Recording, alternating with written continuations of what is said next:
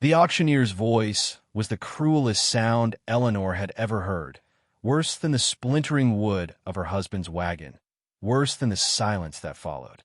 It was a brassy, unfeeling thing that stripped the clothes from her back and the name from her lips, reducing her to an item on a ledger.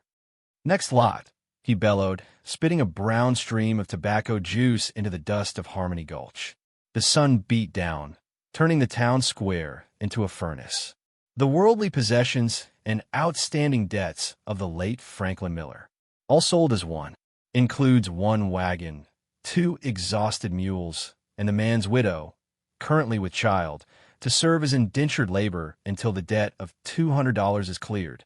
A murmur rippled through the crowd. It was a vulture's sound, a mix of pity, scorn, and morbid curiosity. Eleanor stood on the rough-hewn platform, her hands clasped over the gentle swell of her belly. She was 19 years old, a widow for 2 months, a piece of property for the last 5 minutes. She kept her chin high, her gaze fixed on the distant, hazy line of the mesas, pretending she was anywhere else. She would not give them the satisfaction of her tears. Her grief was her own, the one thing they couldn't sell. The men in the crowd sized her up. Their eyes were hard, calculating. They saw a woman, yes, but mostly they saw a pair of hands. Could she cook? Could she clean? Could she scrub floors and haul water until her back broke? The swell of her stomach was a liability to most, a drain on resources. "Look at her," a woman in a severe black bonnet whispered loudly to her friend. "Proud as you please. Franklin Miller always did marry above his station." "And look where it got her," the other replied, her voice laced with a grim satisfaction. The bidding began, slow and insulting. "I'll give you $10 for the lot," a corpulent saloon owner shouted, wiping sweat from his brow. "The mules are near dead, but the woman might be useful for swabbing floors for a year." Laughter, ugly and sharp, broke out. 15, came another voice, this one from a rancher known for working his help to the bone. Eleanor felt a cold dread seep into her veins, a chill that had nothing to do with the oppressive heat. This was it. This was the moment her life would be decided by the casual cruelty of strangers. Her child, her innocent, unborn child, would be born into servitude. She closed her eyes, a silent prayer forming on her lips, a plea for a miracle in a place that felt utterly godless. The price stalled at $25, a paltry sum that spoke volumes about her perceived worth. The auctioneer, sensing the flagging interest, prepared to bring his gavel down. $25, going once, going twice. Then, a new voice cut through the humid air. It was quiet, but it carried a weight that made the crowd stir and turn. $50. The voice came from the back, from a man who stood half in the shade of the blacksmith's overhang. He was tall and lean, dressed in worn denim and leather. A wide-brimmed hat shadowed most of his face, but it couldn't hide the latticework of old scars that crawled up one side of his neck and disappeared beneath his collar, puckering the skin along his jawline. He was a man people in Harmony Gulch knew of, but didn't truly know. Silas Cole, the reclusive rancher with the ruined face and the haunted eyes. The auctioneer blinked, surprised. $50 from Mr. Cole. Do I hear 60? Silence. The saloon owner grumbled under his breath. The rancher just shook his head, unwilling to bid more for damaged goods. $50 it is, the auctioneer declared a little too quickly. Going once, going twice. 100. The voice was Silas Cole's again. It was flat, devoid of emotion, but it landed like a stone in the quiet square. A collective gasp went through the crowd. $100 was a fortune for a man like Silas, whose ranch was rumored to be clinging to life by a thread. The banker, Mr. Croft, a man whose tailored suit seemed to repel the dust and grime of the town, stepped forward. He had been observing the proceedings with a detached air, as he was the primary holder of Franklin's debt. "Mr. Cole," he said, his voice smooth and condescending, $100 is a significant sum. Are you certain you have the means? Silas didn't answer him directly. He just lifted his head slightly, and for the first time, Eleanor saw his eyes from across the square. They were a startlingly pale gray, and they held a deep, ancient sorrow that seemed to echo her own. He wasn't looking at the auctioneer or the banker. He was looking at her. And then he did something that stunned the entire town. He walked forward, untying the worn leather pouch from his belt. He didn't just offer a bid. He emptied the entire contents into the banker's outstretched hand.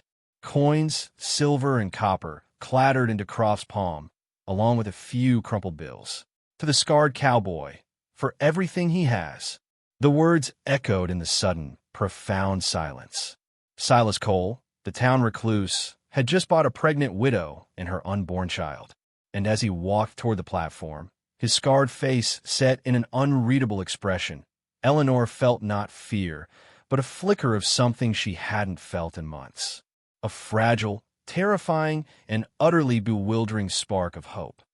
There's more to this character than meets the eye.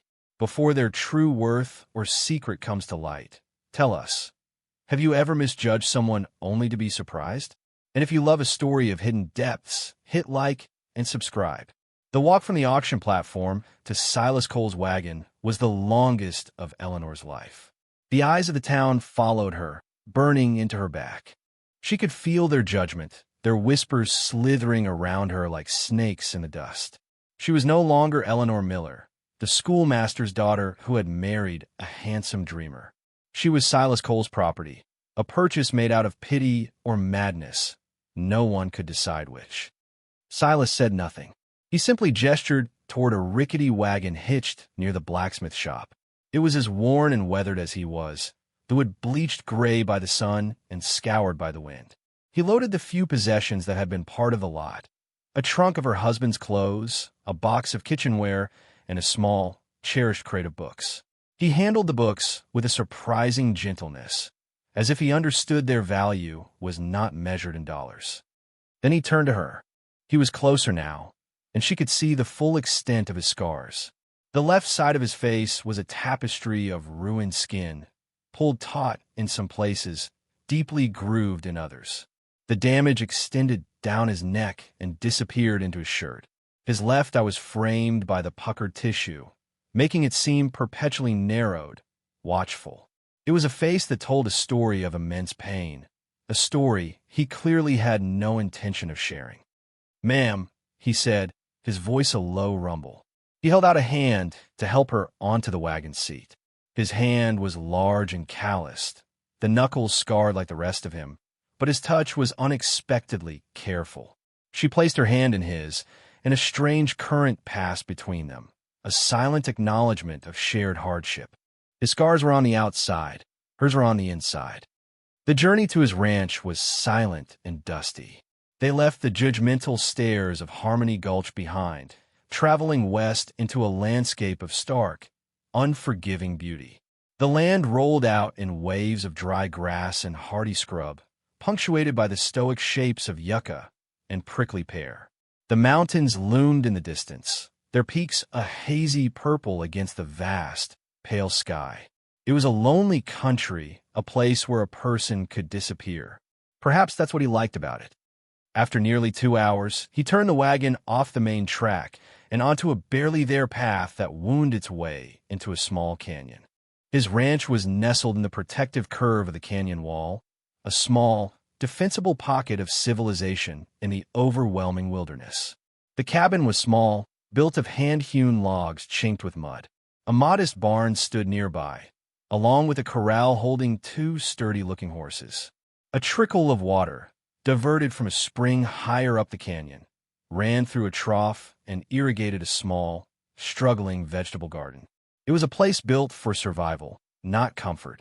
It was the home of a man who expected little from the world and was prepared to fight for what he had. As he helped her down from the wagon, the silence between them stretched, thick with unspoken questions. What now? What were the terms of this strange arrangement? Was she a servant? A prisoner? Silas seemed to sense her turmoil. He didn't look at her, instead focusing on unhitching the weary mules. "The cabin has 2 rooms," he stated, his voice flat. "The main room and a small bedroom. You can take the bedroom." Eleanor was taken aback. She had expected a pallet on the floor by the hearth, if that.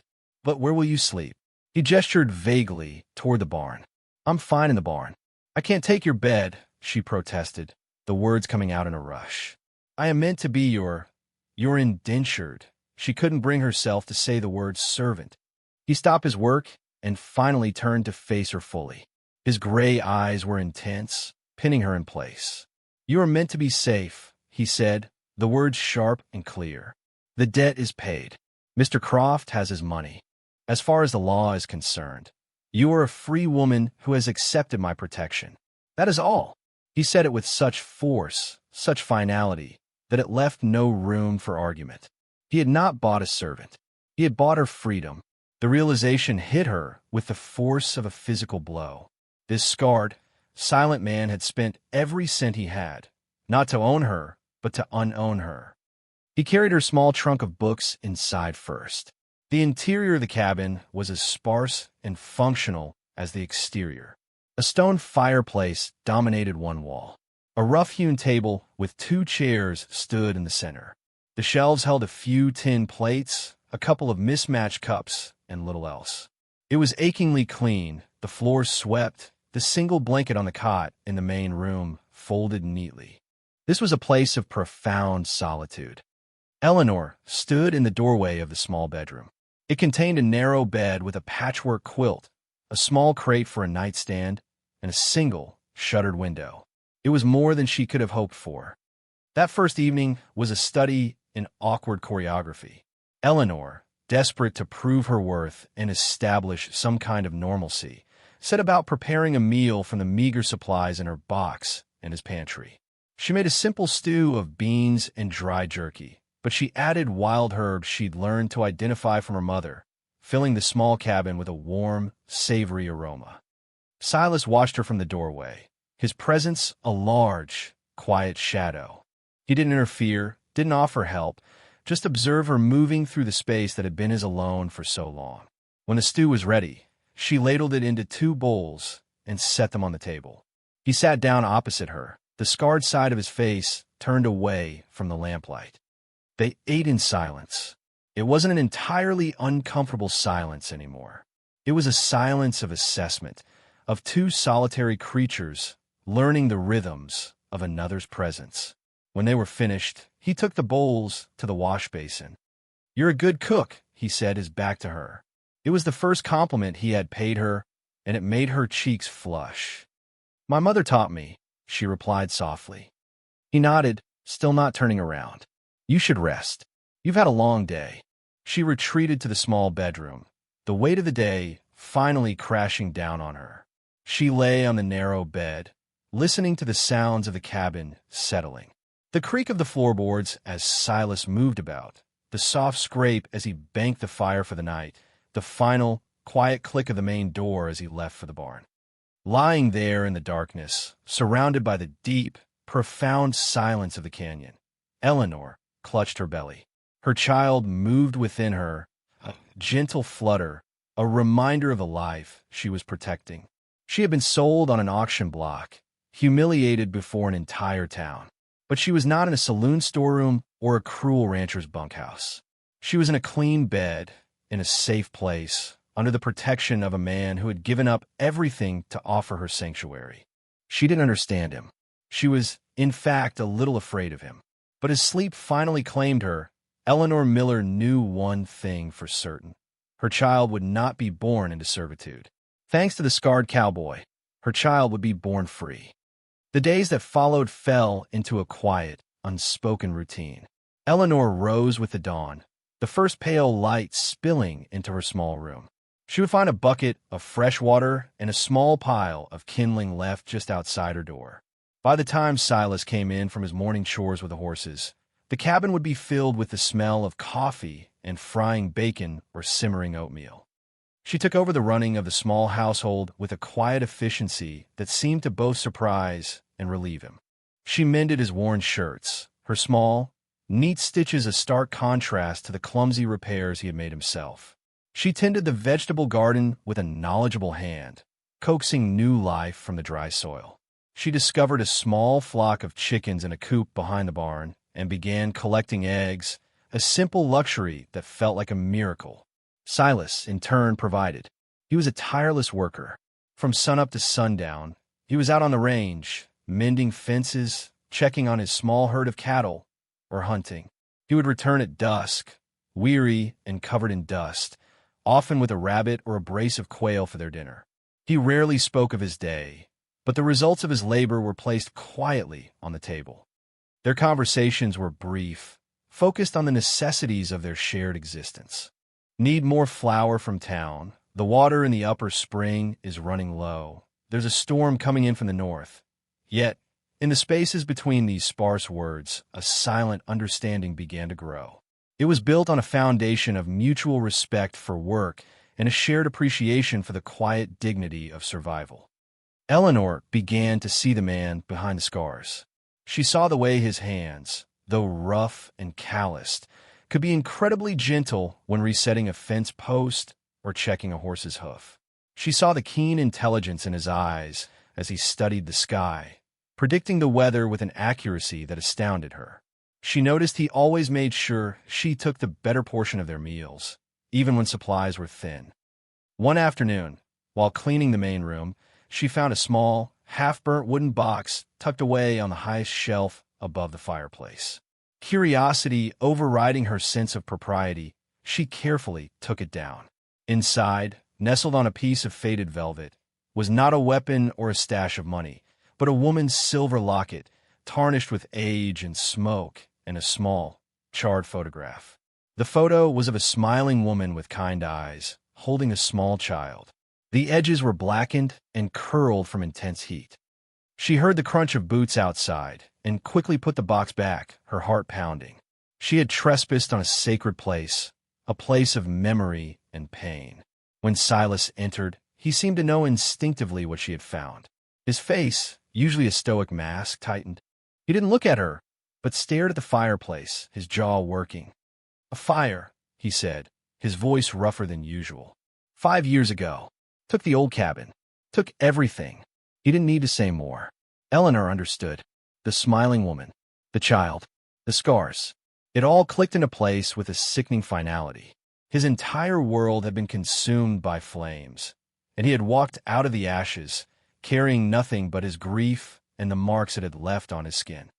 "I'm so sorry, Silas," she whispered, her voice thick with emotion. He just gave a sharp, jerky nod and walked back outside, leaving her alone with the ghost of his past. From that day on, something shifted. Her fear of him evaporated completely, replaced by a deep, aching empathy. She understood his solitude now, his reluctance to engage with the world that had dealt him such a cruel blow. He had walled himself off in his canyon, building a fortress of silence around his broken heart. And then she had arrived, a new and complicated responsibility he had taken on for reasons she still couldn't fully fathom. A few weeks later, they needed supplies. The trip to Harmony Gulch was unavoidable. Eleanor dreaded it, the thought of facing the town's prying eyes making her stomach clench. Silas seemed to sense her anxiety. "You don't have to go," he said the evening before. "I can manage." "No," she replied, her voice firmer than she felt. "I'm not a prisoner here, and I will not hide." She had to prove to herself as much as to anyone else that she was not ashamed. The town was just as she remembered. As they pulled the wagon to a stop in front of the mercantile, a hush fell over the street. Doors creaked open. Faces appeared in windows. It was as if they were a traveling spectacle. While Silas was inside negotiating for flour and salt, Eleanor waited on the wagon seat, her back straight, her gaze fixed forward. "Well, well, if it ain't the monster's new pet." The voice was oily and mocking. She turned to see Jedediah, Thorne leaning against a post, a sneer on his face. He was the rancher who had bid $15 for her. "I'm not his pet," Eleanor said, her voice cold and steady. Thorne chuckled a nasty sound. "Oh no? Were you then? Did he pay $100 just for the pleasure of your company? Or is he waiting for that brat to be born so he can have 2 slaves for the price of 1? Rage, hot and fierce, surged through Eleanor. Before she could retort, the door of the mercantile opened and Silas stepped out. He carried a heavy sack of flour over one shoulder as if it weighed nothing. He took in the scene in a single, sweeping glance. Thorne's sneering face, Eleanor's rigid posture and flashing eyes. He set the sack down in the wagon bed with a heavy thud. He didn't raise his voice. He didn't make a threat. He simply walked over and stood between Eleanor and Jedediah Thorne. He was taller than Thorne, broader in the shoulders, and the scars on his face seemed to darken in the harsh sunlight. He just stood there, a silent, immovable object. Thorne's sneer faltered. He tried to laugh it off, but the sound died in his throat under the weight of Silas's stare. "Just making conversation with the lady," he mumbled, shuffling his feet. "Your conversation is finished," Silas said. His voice was quiet, almost a whisper, but it held the chilling promise of violence. Thorne, for all his bluster, was a coward. He glanced around, looking for support, but the onlookers were keeping their distance. He spat on the ground, muttered something unintelligible, and slunk away. Silas turned and offered Eleanor his hand to help her down from the wagon, as if nothing had happened. But something had happened. He had defended her, not her honor in the traditional sense, but her right to exist without being tormented. He had placed himself, his fearsome reputation, between her and the world's ugliness. As they finished their shopping, she noticed a change in how people looked at them. The scorn was still there in some faces, but it was now mixed with a grudging respect, or perhaps just fear, for the scarred man who protected his own. The ride back to the canyon was silent again, but this silence was different. It was filled with the reverberation of what had happened. As they neared the ranch, the sun began to set, painting the sky in fiery strokes of orange and purple. The beauty of it was so profound it made her heart ache. That night, after their simple meal, Eleanor found herself looking at Silas, truly looking at him. The lamplight softened the harsh lines of his scars, casting his face in shadow and light. She saw not a monster, but a man of deep, quiet strength. A man who had endured the unthinkable and had still found it within himself to show compassion to a stranger. "Thank you," she said softly, breaking the quiet, "for what you did in town." He looked up from the harness he was mending, his pale eyes meeting hers across the small table. He just nodded, accepting her thanks as his due. But then he added, his voice so low she had to strain to hear it, "No one should have to stand alone." In that moment, Eleanor realized she wasn't alone anymore, and neither was he. In the heart of that desolate canyon, two broken people were inadvertently beginning to piece each other back together. The seasons began to turn. The brutal heat of summer softened into the crisp, golden days of autumn. The cottonwood trees along the stream flared into brilliant yellows, and the nights grew cold, carrying the sharp scent of pine and distant snow. Life on the ranch settled into a rhythm that was both demanding and deeply comforting. Eleanor's pregnancy advanced, her body changing day by day. The small swell of her belly grew into a prominent, undeniable curve. With it grew a quiet, fierce joy that began to overshadow the grief and fear that had been her constant companions. She would often sit in the sun-drenched doorway of the cabin, her hands resting on her stomach, feeling the powerful kicks and flutters of a new life within her. She would talk to her baby, her voice a low murmur, telling it about the color of the sky, the sound of the wind in the canyon, and the quiet, steady man who had given them a home. Silas became more protective, his concern a silent, watchful presence. He started taking on her heavier chores without a word, the woodbox always full, the water buckets never more than half full for her to carry. He began to leave small things for her on the porch. A perfectly formed bird's nest he'd found, a branch of fiery autumn leaves, a smooth, gray stone from the creek bed. They were simple, wordless gifts, offerings from a man who spoke more fluently through actions than speech. One evening, a sudden, violent storm blew in from the mountains. Rain lashed against the small cabin, and the wind howled through the canyon like a hungry wolf. A powerful gust tore one of the shutters from its leather hinges, and it slammed repeatedly against the wall. Before Eleanor could even rise, Silas was out the door and into the tempest, his tall frame silhouetted against the lightning-streaked sky. She watched from the window as he fought the wind, his hair plastered to his head, his shirt soaked through, as he wrestled the heavy wooden shutter back into place and secured it with a piece of rope. When he came back inside, dripping and shivering, she was waiting with a thick, dry blanket and a steaming mug of coffee laced with a precious spoonful of sugar. "You'll catch your death," she scolded gently, her hands trembling slightly as she wrapped the blanket around his broad shoulders. He took the mug, his cold fingers brushing against hers. He looked down at her, his pale eyes strangely luminous in the firelight. For a moment, the carefully constructed walls between them seemed to dissolve. She was acutely aware of his proximity, the scent of rain and wet earth clinging to him, the sheer physical power he held so carefully in check. "The baby," he said, his voice husky. "You both need to stay warm. Safe." It was the first time he had spoken of the child so directly, as a person, not just a circumstance. The word both hung in the air between them, a small, powerful bridge connecting their two solitary worlds. Eleanor felt a warmth spread through her chest that had nothing to do with the fire. It was a feeling of being cared for, of being seen not as a burden, but as something precious. As her time grew near, a new tension entered the cabin. It was the tension of anticipation and fear. There was no doctor in Harmony Gulch, only a midwife, old Martha, who was known for her sharp tongue and her exorbitant fees. Fees Silas certainly couldn't afford.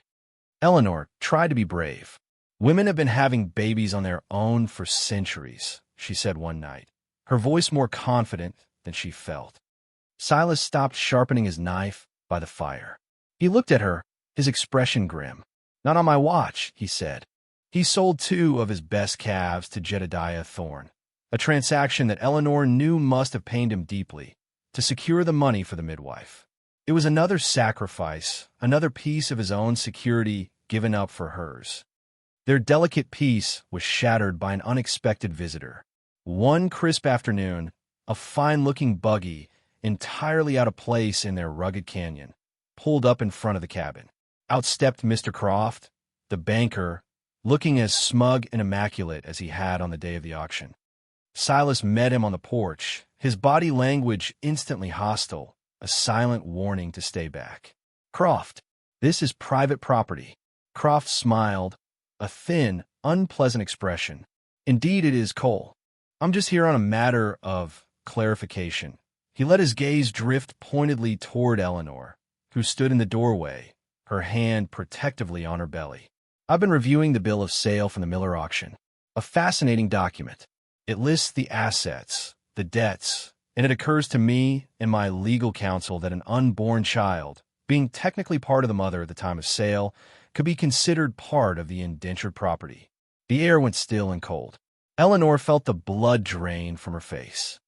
"You're lying," Silas growled, his hands clenching into fists at his sides. "Am I?" Croft said smoothly, tapping a rolled-up document against his glove.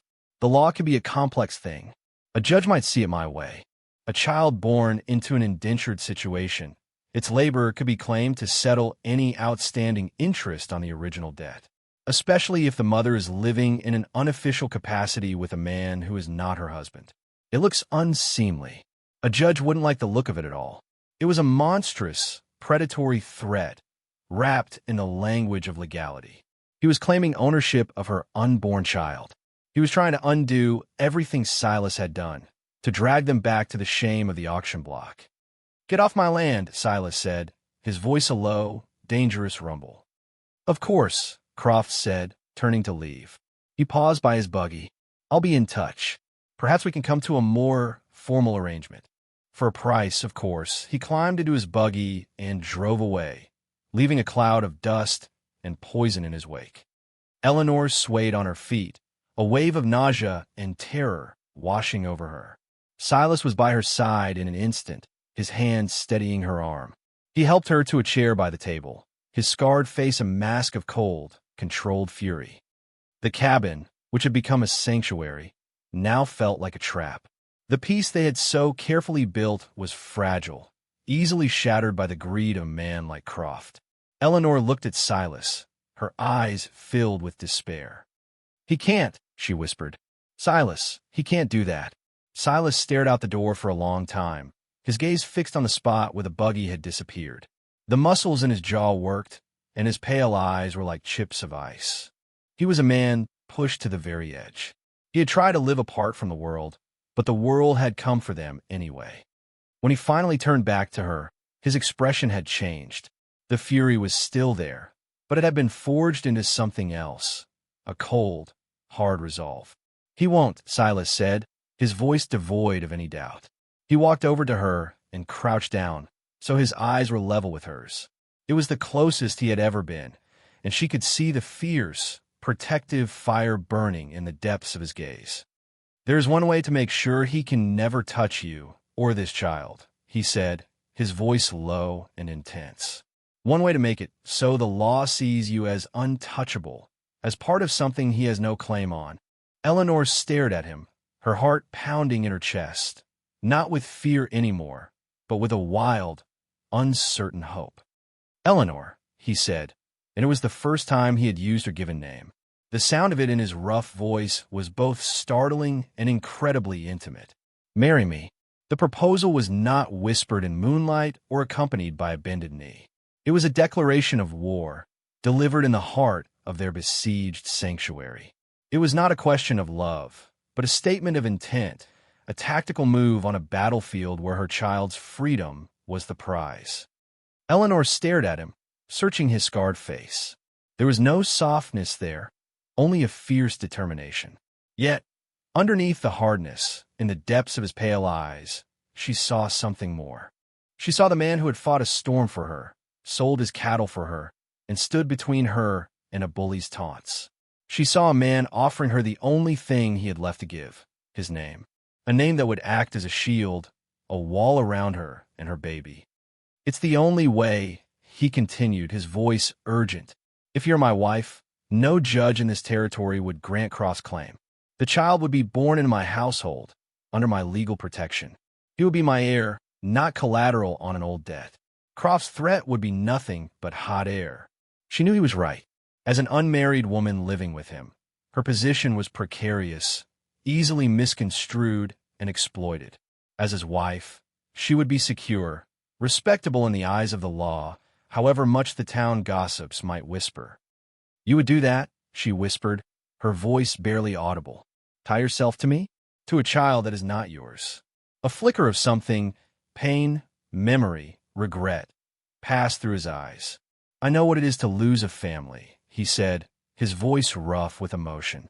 "I will not stand by and watch another one be destroyed before it even has a chance to begin." And there it was, the truth of it. This was not about charity or pity. It was about redemption. It was his chance to fight the ghosts of that long-ago fire, to save a family where he had failed to save his own. Her own heart was a tangle of emotions.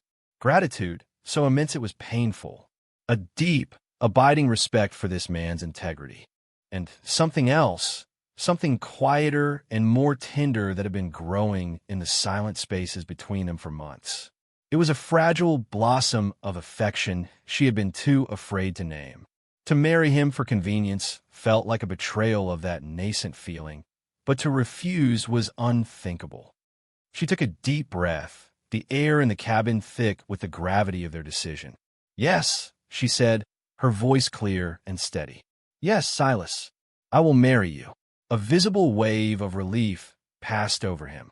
The tension in his shoulders eased, and for the first time, she saw a hint of a smile touch the unscarred side of his mouth. It was a small, fleeting thing, but it transformed his face, giving her a glimpse of the man he might have been before the fire. Their planning was swift and practical. The circuit judge was due in Prairie Dog Creek, a town 2 days' ride to the north, in less than a week. It was a larger, more impartial town than Harmony Gulch, where Croft's influence was less potent. They would go there, get married quietly, and return before Croft even knew they were gone. The night before they were to leave, a profound sense of peace settled over the small cabin. The threat had not vanished, but now they had a plan, a weapon. Eleanor found herself watching Silas as he checked the rigging on his saddle, his movements economical and precise. He was no longer just her protector. He was her future husband, The thought sent a nervous flutter through her. She was packing a small bag when she came across the simple, serviceable dress she had been married in the first time. It felt like a lifetime ago. She folded it carefully and placed it at the bottom of her trunk. This marriage would be different. It was not born of youthful romance and hopeful dreams, but forged in hardship and necessity. Yet, in its own way, it felt more real, more solid than anything she had ever known. Later, as she lay in her bed, listening to the familiar sounds of Silas banking the fire, she felt her baby give a strong, decisive kick. She placed a hand on her belly and smiled in the darkness. They were a family, a strange, wounded, and cobbled-together family, but a family nonetheless. And they were going to fight for it. The journey north would be more than a ride to a different town. It would be a ride toward a new life, a shared future they were choosing to build together, one defiant step at a time. They left before dawn, under a blanket of stars. The air was cold and sharp, holding the promise of the coming winter. Silas had loaded the wagon with enough supplies for the journey and had tethered his best saddle horse to the back. He had insisted Eleanor ride on the padded wagon seat for comfort while he rode alongside. The journey was slow, the wagon wheels grinding over the uneven terrain. They traveled through a landscape that grew wilder and more majestic with every mile. They forded shallow, ice-cold streams and navigated winding trails through stands of ponderosa pine. For 2 days, they were entirely alone, suspended between their threatened past and their uncertain future. The silence was companionable, punctuated by the rhythmic clop of hooves and the creak of the wagon. They were a team, moving with a single purpose. They arrived in Prairie Dog Creek in the late afternoon of the second day. It was a bustling, noisy town, larger and more prosperous than Harmony Gulch. Saloons and merchant storefronts lined the wide, muddy main street. The sight of so many people made Eleanor's anxiety spike, but Silas's calm, steady presence beside her was a comfort. He found a room for her at the town's only hotel, a clean, respectable establishment, while he saw to the horses and wagon. He was adamant she rest in a proper bed. "The judge holds court in the morning," he told her as he left her at the door to her room. "I'll come for you at 9. His hand rested on the doorframe for a moment, and his gaze lingered on her face. "Get some sleep, Eleanor." That night, alone in the unfamiliar room, Eleanor couldn't sleep. She was getting married in the morning, to a man she respected, a man she was deeply grateful to, a man whose quiet presence had become the anchor of her world. But did she love him? And could he ever come to care for her? A woman who carried another man's child and represented a past he'd been forced to purchase? The questions circled in her mind, unanswered. The next morning, she put on her best dress, a simple dark blue wool that she had let out to accommodate her belly. She braided her hair neatly and pinned it up, her hands trembling slightly. When Silas knocked, she opened the door to find him looking different. He had bought a new shirt, a crisp white cotton that stood in stark contrast to his weathered skin and the dark scars on his neck. He had shaved, and his dark hair was neatly combed. He looked solid, respectable, and undeniably nervous. He held out his arm for her. "Ready?" he asked, his voice a low rumble. She took his arm, her fingers curling around his strong bicep. "Ready." They walked down the main street toward the temporary courthouse, a converted saloon at the end of town. The morning was bright and clear. People bustled past them, going about their day, oblivious to the monumental step these two strangers were about to take. It felt surreal, but their anonymity was not to last. As they approached the courthouse steps, a familiar, dreaded voice called out from behind them. "Well now, isn't this a cozy little picture?" They turned. Mr. Croft stood there, a triumphant sneer on his face. He wasn't alone. Beside him stood Jedediah Thorne and 2 other rough-looking men from Harmony Gulch. Croft must have anticipated their move and ridden hard through the night. "Running off to get married, are we?" Croft said, his voice carrying so that passers-by began to stop and stare. "Thinking you could pull a fast one on me? I think not. This woman and the child she carries are assets tied to a debt. You have no right to marry her, Cole. You're attempting to steal my property." A crowd was gathering. Eleanor's blood ran cold. This was her worst nightmare, a public shaming, a replay of the auction. She felt Silas's arm tense beneath her hand, his body becoming a rigid wall of anger. "She is a free woman," Silas said, his voice dangerously low. "I paid the debt. You paid the principal." Croft shot back, his voice rising in theatrical indignation. "But there is the matter of interest and damages, and the value of the issue. This is a legal matter for a judge to decide." He was playing to the crowd, painting Silas as a thief and Eleanor as chattel. Just then, the courthouse door opened, and a stern-looking man with a full gray beard and wire-rimmed spectacles stepped out. He was Judge Abernathy, the circuit judge. "What is the meaning of this commotion?"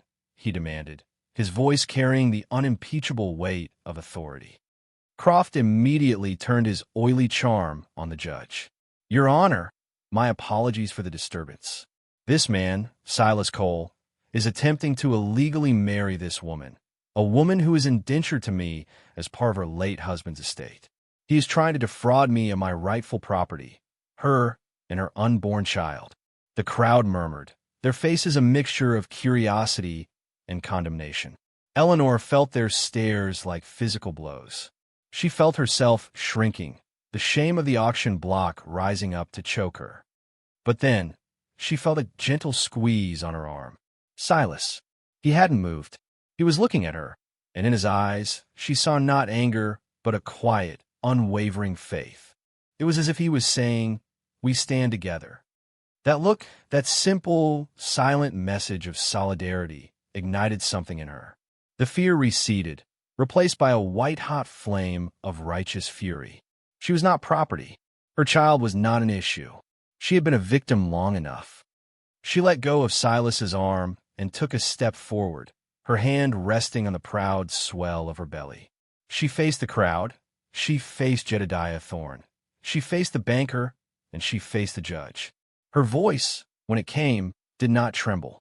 It was as clear and cold as the mountain streams they had crossed. "My name is Eleanor Miller," she began, her gaze sweeping over the silent onlookers. "It is true that my late husband left me with a debt I could not pay.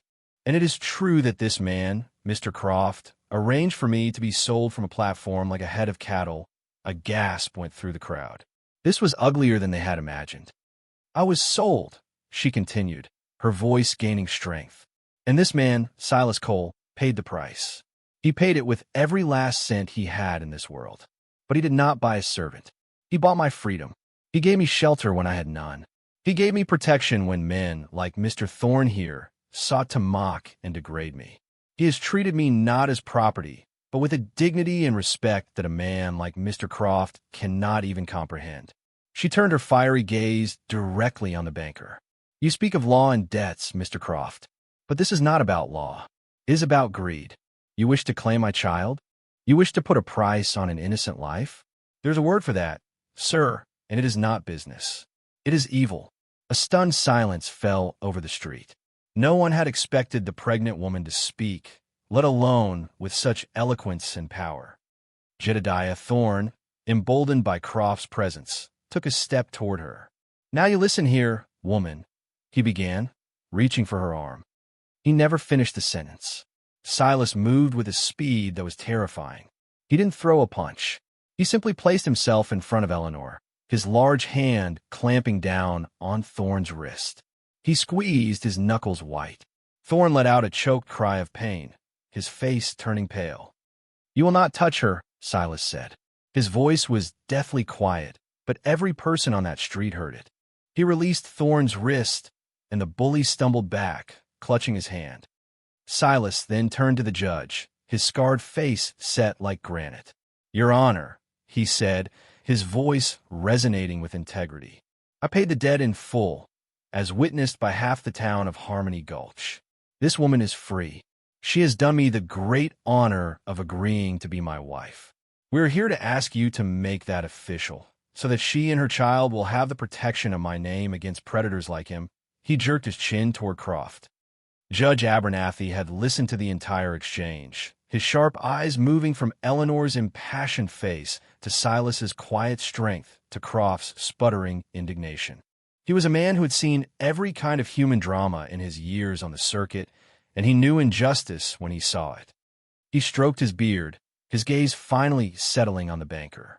"Mr. Croft," he said, his voice dangerously mild, "are you suggesting that this court should recognize a human child as collateral on a loan? Are you asking me to sanction the practice of slavery in this territory?" Croft paled. "No, of course not. Your Honor, I was merely—" "What you were merely doing, sir," the judge cut him off, his voice now booming with authority, "was attempting to use the law as a weapon of intimidation and greed. It is a perversion of justice, and I find it contemptible." He glared at Croft until the banker shrank back. "You will leave this town immediately.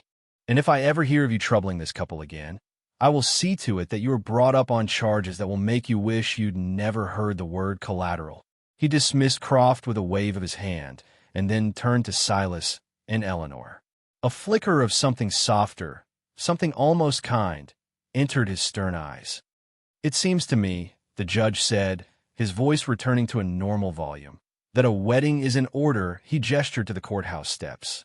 "If you'll both join me right here, I believe we can sanctify this union in the eyes of God and the law, right now." And so, on the steps of the Prairie Dog Creek Courthouse, with the entire street as their witness, Silas Cole and Eleanor Miller were married. Silas's voice was a low, steady rumble as he spoke his vows. Eleanor's was clear and true. When the judge pronounced them man and wife, a smattering of applause broke out from the onlookers, who had been won over by their quiet courage. Silas turned to her. In the bright morning light, she could see the profound relief and a deep, raw emotion in his eyes. He lifted his hand, his calloused thumb gently brushing a tear from her cheek she hadn't even realized she'd shed. He didn't kiss her. It wasn't that kind of moment. Instead, he simply took her hand, his fingers lacing through hers, a silent, powerful promise of a shared life. Their hands, one scarred and powerful, the other slender but strong, clasped together, forming a bond that no banker, no bully, no ghost from the past could ever break. They were married. They were a family. And they were finally, truly safe. The ride home was a world away from the journey north. The silence in the wagon was no longer one of wary assessment, but of deep, settled peace. Eleanor sat close to Silas on the wagon seat, the warmth of his body a comforting presence against the autumn chill. His hand, which had found hers after the ceremony, had not let go. Their intertwined fingers resting on his knee were a quiet testament to the new reality between them. The titles of buyer and bought, of protector and ward, had been burned away in the fire of their public stand, leaving something simpler and more profound in their place: husband and wife. When their small canyon came into view, its walls glowing amber in the late afternoon sun, it looked different. It was no longer a place of refuge from the world, but the heart of their own world. It was home. As Silas unhitched the team, Eleanor went inside the cabin. The air was cool and still, holding the scent of wood smoke and dried herbs. It felt the same, yet everything had changed. She ran a hand along the rough-hewn table, her new, simple wedding band a cool, solid weight on her finger. She was no longer a guest here, no longer a temporary resident whose future was uncertain. This was her home now, her life. That evening, a new and gentle awkwardness settled between them. The question of sleeping arrangements hung unspoken in the air. For months, he had given her the privacy of the bedroom while he slept in the barn, a respectful distance maintained between them. But they were married now. After their quiet meal, Eleanor took a deep breath. "Silas," she began, her heart beating a little faster.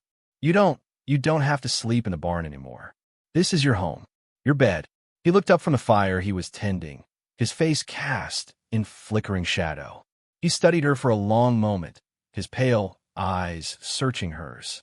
She saw a flicker of the old loneliness in them, a hint of a man who had been alone for so long he barely knew how to be otherwise.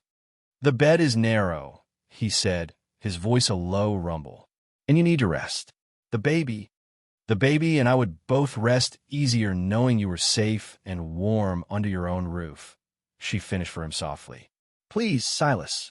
He gave a slow, deep nod. It was an acceptance, not just of her offer, but of the new intimacy their marriage demanded. That night, he brought his bedroll from the barn and laid on the floor by the hearth in the main room. It was not the solution she had perhaps secretly hoped for, but it was a step, a large one. For the first time, they slept under the same roof as husband and wife, the quiet sound of their breathing filling the small cabin, two solitary souls learning to share the same space, the same life. Weeks later, with the first snows dusting the high peaks, Eleanor's time came. It began in the middle of the night, a deep, insistent ache that grew steadily in power. Silas, who had been sleeping as lightly as a wolf, was awake in an instant. He moved with a calm efficiency that belied the tension in his jaw, building up the fire, putting water on to boil, his presence a steady, reassuring rock in the swirling sea of her pain. He rode out at dawn, a grim, determined figure disappearing into the snow-dusted landscape, and returned hours later with Martha, the midwife, whose grumpy demeanor couldn't quite hide her professional competence. The birth was long and difficult, but through it all, Silas was there. He stayed just outside the bedroom door, respecting her privacy, but close enough for her to hear the steady creak of the floorboards as he paced, a sentinel on guard. And when her daughter was finally born, a healthy, squalling miracle with a thatch of dark hair, it was Silas whom Martha called in first. He stood in the doorway, his large frame seeming to fill the entire space. He looked at Eleanor, exhausted but radiant on the bed, and then at the tiny, bundled infant in her arms. A look of profound wonder, of sheer, unadulterated awe, washed over his scarred features. It was a look that stripped away all his defenses, leaving only the raw, vulnerable heart of the man. A girl, Eleanor whispered, her voice thick with happy tears. He came forward slowly, as if approaching something holy. He knelt by the bed, his calloused fingers reaching out to touch the baby's impossibly tiny hand. His finger was engulfed in her small fist. "What will you name her?" he asked, his voice husky with unshed emotion. Eleanor looked from her daughter's perfect face to the face of the man who had saved them both, the man who had given them his name, his home, his protection. She had thought about names for months. Franklin, if it was a boy, after her late husband. Hope, if it was a girl, for what she represented. But in that moment, another name felt more right, more true. "Grace," she said softly. "Her name is Grace, for the gift we have been given." His pale eyes met hers over the baby's head, and in that shared gaze, a universe of unspoken feelings passed between them. The last walls around their hearts crumbled, washed away by the tide of new life. Life with Grace was a new beginning. The small cabin was no longer silent. It was filled with the gurgles and cries and soft sighs of a baby. The quiet, functional space was transformed into a home, softened by the presence of a cradle Silas had carved by the fire, a small wooden rattle he'd smoothed with his own hands, and the sight of tiny clothes drying by the hearth. One afternoon, a few months later, Eleanor was sitting in a rocking chair by the fire, nursing Grace. The baby was drifting off to sleep, her small body warm and heavy in her mother's arms. Silas came in from the cold, stamping the snow from his boots. He hung his coat on a peg and came to stand by the fire, warming his hands. He watched them for a long time, a quiet, contemplative expression on his face. The scars seemed less prominent now, softened by the firelight and the deep peace that had settled in his eyes. He reached out, not to the baby, but to Eleanor, his rough fingers gently brushing a stray piece of hair from her forehead. It was an achingly tender gesture. "You were right," he said, his voice a low murmur. "To name her Grace." Eleanor looked up at him, her heart full. "She is a gift." "Yes," he agreed, his gaze holding hers. "She is," but his eyes were not on the child. They were on her. She understood then. The Grace he spoke of was not just the baby. It was this life, this home, this unexpected, resilient love that had grown in the rockiest of soil. He had bid everything he had at that auction, thinking he was buying a debt. But he hadn't. He had made an investment in hope, in family, in a future he never thought he could have again. He had bid everything, and in return, in the quiet peace of his canyon, in the faces of this woman and child, he had gotten it all back. Thanks for watching. If you believe in compassion, overcoming prejudice, and finding love in unexpected places, give this story a like and subscribe for more. This story showed love and heroism where least expected. What was your favorite moment of connection between them? Tell us in the comments.